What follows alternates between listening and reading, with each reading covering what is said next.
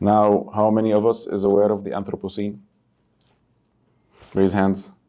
So do you think that our learners in their classrooms or in their lives and the families are aware of the Anthropocene? And to what extent is this awareness reflected or needs to be reflected in our curriculum, whether the current one or any future development plans in our curriculum? This global acceleration that has happened since the 1950s up until now, which was really summed up by the word that was mentioned, never have so many had so much in the world. So yes, there are evolution in telecommunications, in digital technology, in the fourth revolution, industrial revolution, AI, and big data and whatnot. But then again, what is it that really matters to be instilled in our K-12 and pre-university education? So let's go through basically the Education for Sustainable Development approach, which is the ESD, by the United Nations and specifically by the Global Schools Program, which is an initiative by the Sustainable Development Network. Basically, these 17 Sustainable Development Goals that were approved by 193 world governments back in 2015, hence the initiation of Vision 2030 in many of these countries that have signed this agreement. These goals are broken down into 169 targets. Of course, 4 is quality of education. So accordingly, it is linked one way or the other with education.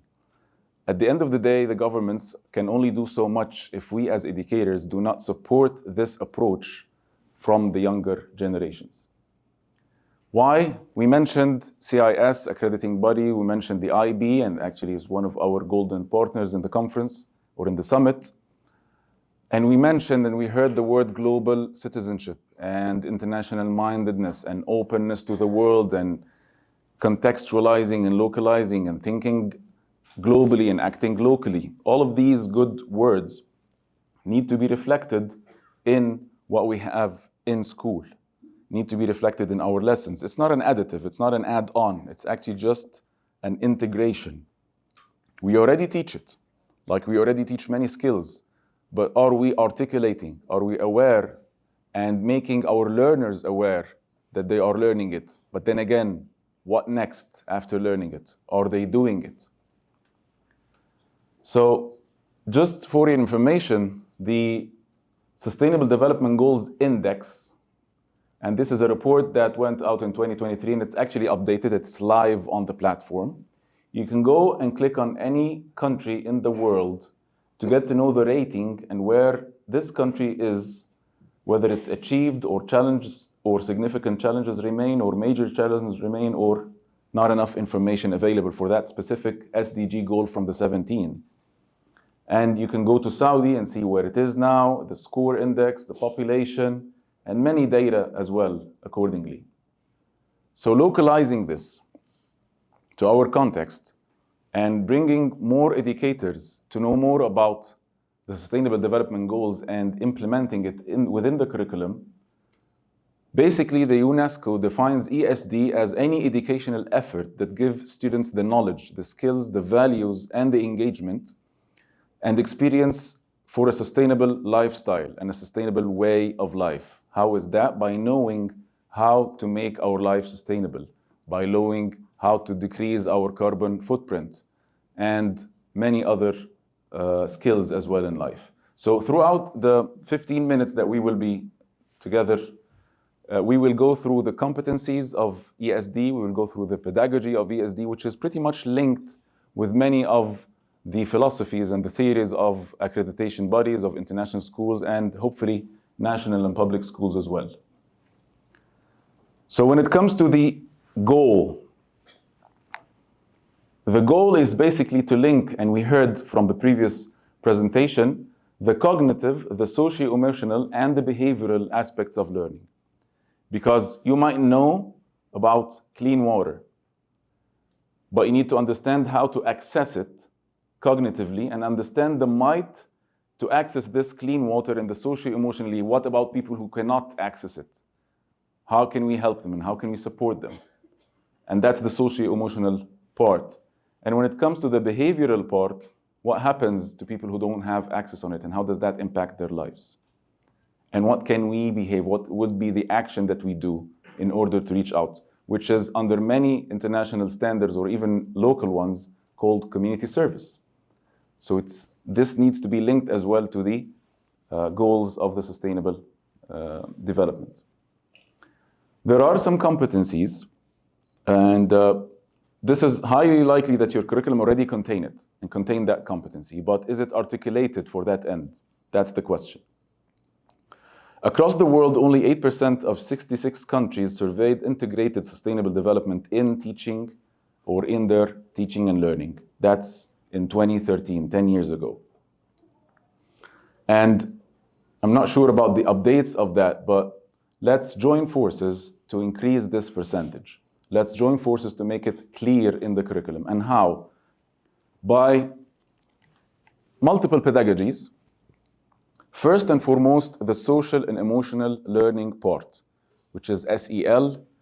And all of the world now is speaking about mental well-being, and especially after a pandemic has hit all of us and we were locked for long.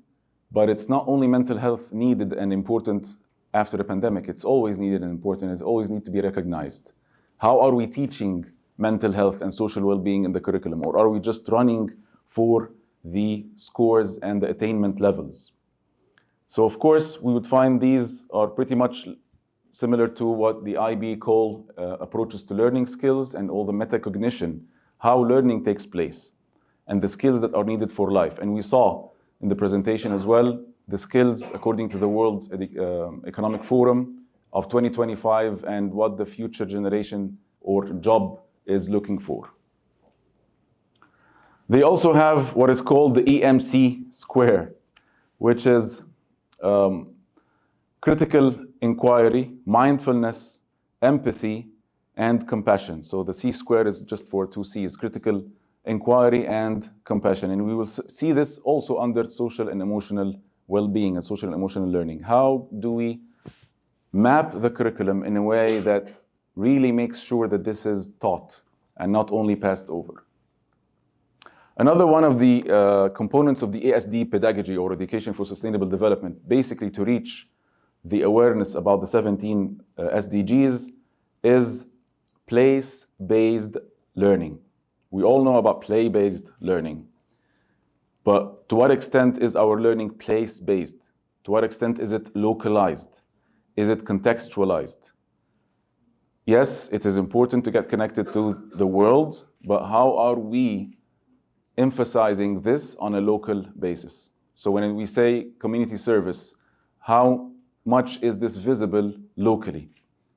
When we as educators now treat recruitment, for example, at a certain level, what is the balance between the local teachers and the non-local teachers? Even the student body, what is the balance? And how are we celebrating this culture? Not only from the identity perspective, but also from the service or the community service perspective. So impact communities, boost academic outcomes, and increase student and teacher engagement within the local context. So we mentioned the place-based learning. The next slide will mention the play-based learning as well. And play not only gamification, of course, we all know how Saudi Arabia and specifically the Saudi Gaming Association, they had a huge conference at the beginning of this month, showing how gaming and gamification can be implemented in teaching and learning. But when we speak about play-based learning, we have more the context of unstructured learning. Learning happens structured within the curriculum and happens also in an unstructured way. So we need to celebrate this time, celebrating break time, celebrating some cognitive chaos, if we might call it. So play is meaningful if it's also intentionally added within the curriculum. One of the other pedagogies of ESD as well is basically experiential learning. So yes, we need our students to go outside of the classroom, not always to be within the four walls of the class, but what are they doing outside? What is this experience? Is it purposefully created? So accordingly, will there be acting and experiencing and reflecting and thinking, and then there is a product they will reflect on? Design thinking, but in the class. So this is one of the pedagogies as well. To be practical, and we just can preach about it for so long, the global program, or the Global Schools program, has put together 60 lessons as a start to cover K to 12 in all grade levels in multiple languages, as we can see: English, Spanish, Arabic, Chinese, Italian, many, about specific lessons to tackle the 17 SDGs, and not only one, the 17 of them. So we can basically look at these lessons, and we will find that we already teach these notions. We already teach these cognitive notions, but how to link them to the social, emotional, and the action and the community service action in a way that is blend with the curriculum and purposeful, not to spend the students' time only to gain the cognitive aspects of the curriculum, but also to be impactful in the community. So accordingly, if we find these lessons, there are three main factors that we need to put in place, because we come from different schools, we come from different backgrounds, and we come from different contexts. The importance of localization, which is contextualizing the lessons that we see. You don't have to just bring the lesson from the website and maybe just put it in your INS or social studies or maybe advisory plan or lesson according to the different grade level. No, you can also contextualize it. You can teach it in multiple languages, and you can teach it in different timings of your school life. Being interactive and not additive as an integration. So as we mentioned, it's not something that needs to be added to the curriculum, because we understand how teachers have a lot on their plate. So if you go to your school and say, okay, we need to implement ESD, they will say, oh, just another initiative, just another thing to do. No, you already do it. You just need to be aware how to articulate it and clarify it to your learners. And of course, promoting an interdisciplinary approach. So this is a very good link as well to promote for the subjects to be linked together and the concepts to be linked together, and the students see the bigger picture of why are they learning this and that bits of notion of cognitive load, and how can this help them create a better world for them to live in. You can check the Sustainable Development Report dashboard, the one that I showed before, which is really, really interesting to know each and every country where they are now. And you would be surprised, not maybe surprised, but to have Finland #1 in reaching the Sustainable Development Goals. And we all know how education in Finland is. So maybe there is a link where you actually teach the youngers the approach of the government, then you can actually accelerate the outcome. And how to teach the SDGs, and why there are multiple blogs as well on that end.